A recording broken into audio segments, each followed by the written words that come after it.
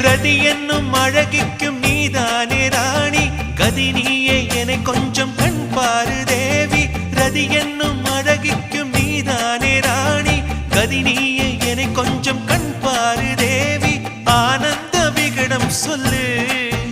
என்னை பேரின்ப நதியில் தள்ளு